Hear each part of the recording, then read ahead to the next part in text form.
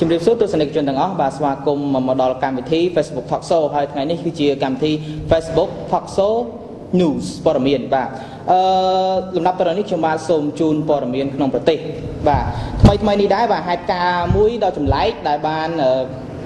កើតឡើងនៅក្នុងប្រទេសកម្ពុជារបស់យើងហើយជាក់ស្ដែងនោះគឺមាននារី2រូបស្ត្រី2រូបដែលគាត់បានសម្រាលបុតបាទសម្រាលបុតក៏ប៉ុន្តែមិនមែនចេញជាកូនមនុស្សដែលនារីទី1នោះគាត់បានសម្រាលបុតបានកូនពងមាន់អាំងផ្សំគ្រឿងពិសេសមួយបាទដែលធ្វើឲ្យមានភាពភ្ញាក់ផ្អើលឆោឡោពេញទូទាំងប្រទេសកម្ពុជាតែម្ដងហើយនារីមួយទៀតគឺបាន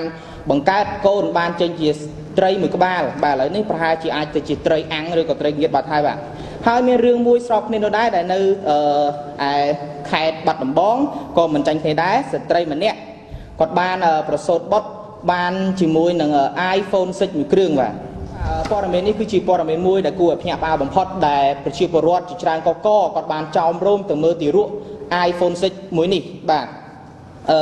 ស្ត្រីម្នាក់នោះមានឈ្មោះថាចិន្តាអាន់ហ្វេកបាទដែលគាត់មានអាយុ35ឆ្នាំបើយោងតាមសម្ដីពិតរបស់ម្ចាស់ស្ត្រីជាម្ដាយគាត់បាននិយាយថាមុនមួយសប្តាហ៍ដែលគាត់បានប្រសូតបុត្រនោះគឺគាត់បានយល់សុបិនចម្លែកមួយឃើញទូរស័ព្ទ iPhone 6មួយគ្រឿងបានធ្លាក់ចំកណ្ដាលមុខរបស់គាត់បាទធ្លាក់ចំកណ្ដាលមុខហើយបន្ទាប់មកក៏បានបញ្ចុះចូលនៅក្នុងសរងបាទចូលសរងរបស់គាត់ហើយពេលនោះគាត់បានភ្ញាក់ខ្លួនព្រឹកដោយសារតែមានមនុស្សមកគោះទ្វារពេលព្រឹកដោយសារតែពេលនោះគាត់ក៏បានភ្ញាក់ខ្លួនព្រឹកដោយសារតែអ្នកចិត្តខាងរបស់គាត់នោះបានមកគោះទ្វារបាទគោះទ្វារដើម្បីទីលុយដេញតុងទីនអ្នកស្រីចិន្តាអានហ្វេកបានបន្តទៀតថាខ្ញុំមិនបានចាប់អារម្មណ៍នឹងសុបិននេះនោះទេដោយសារតែវាគិតថាជាសុបិនមួយដ៏ធម្មតារំលោភបានមួយទឹកអ្នកស្រីចិន្តាអានហ្វេកគាត់បានមានអាការៈចាញ់កូនបាទចាញ់កូនជាធម្មតាស្ត្រីដែលបានចាញ់កូននោះគឺគាត់ឃ្លានមជូរក៏ប៉ុន្តែអ្នកស្រីចិន្តាអានហ្វេកគាត់បានឃ្លាននៅឆ្នាំងសាកទូរស័ព្ទបាទហេតុការណ៍គួរឲ្យភ្ញាក់ផ្អើលមួយនេះកាន់តែខ្លាំងរហូតដល់ប្រជាជននៅតំបន់នោះគាត់បានមកចោមរោមសុំអ្នកខ្លះនោះគឺបានកាន់ធូបកាន់ទៀនដើម្បីឲ្យធូបសុំទឹកមុនដើម្បីសុំសំណាងល្អហើយអ្នកខ្លះទៀតក៏បានឲ្យធូបសុំទឹកមុនដើម្បីយកទៅប្រោះទូរស័ព្ទរបស់គេដែលទូរស័ព្ទរបស់គេអ្នកខ្លះនោះគឺជាប់ iCloud ហើយមានអ្នកខ្លះទៀតក៏បានមកសុំបែបបនសុំនៅ Apple ID ដើម្បីទុកសម្រាប់ download បាទអ្នកស្រីក៏បានបន្តទាំងភាពក្តុកក្តួលក្នុងអារម្មណ៍ផងដែរថា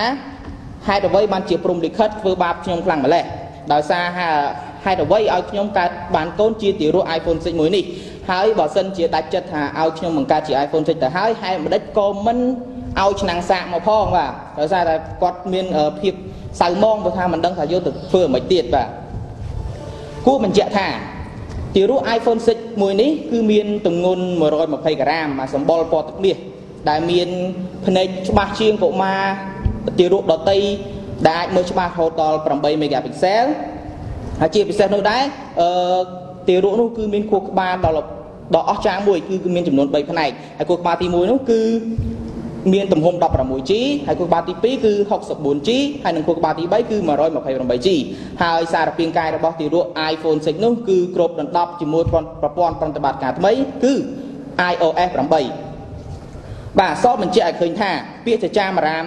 ទាំងអស់នេះគឺកំពុងតែធ្វើឲ្យប្រជាពលរដ្ឋនៅក្នុងប្រទេសកម្ពុជាជឿស្លងជាមួយនឹងភាពភ្ញាក់ផ្អើលមួយនេះអ្នកស្រុកអ្នកភូមិនៅតំបន់នោះបាននិយាយថាកុមារទារក iPhone 6នេះប្រហែលជាលោក Steve Jobs បានមកចាប់កំណើតបាទជាចុងក្រោយខ្ញុំបាទសូមផ្ដាំផ្ញើទៅបងប្អូនដែល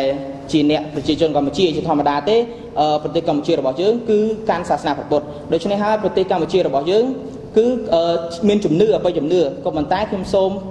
និយាយថាអបិយជំនឿយើងមិនហាមឃាត់តែជឿទេក៏ប៉ុន្តែអ្នកគួរតែយល់ច្បាស់ហើយនឹងយល់កុំយកលុយនិងប្រាក់កាសរបស់យើងទៅជះខ្ជាយទៅលើអបិយជំនឿដែលមិនគួរឲ្យជឿបាទជឿឬមិនជឿសម្រាប់ស្រេចទៅលើអ្នកទាំងអស់គ្នាបាទហើយពេលនេះខ្ញុំបាទព័ត៌មានក្នុងប្រទេសក៏ដល់ទីបញ្ចប់បាទខ្ញុំបាទសូមថ្លែងអំណរគុណដល់ទស្សនិកជនទាំងអស់ដែលបានទស្សនាតាំងពីដើមរហូតមកដល់ចប់ហើយខ្ញុំបាទអេលីតសូមលំអរកាយគោរពលាបាទសូមអរគុណ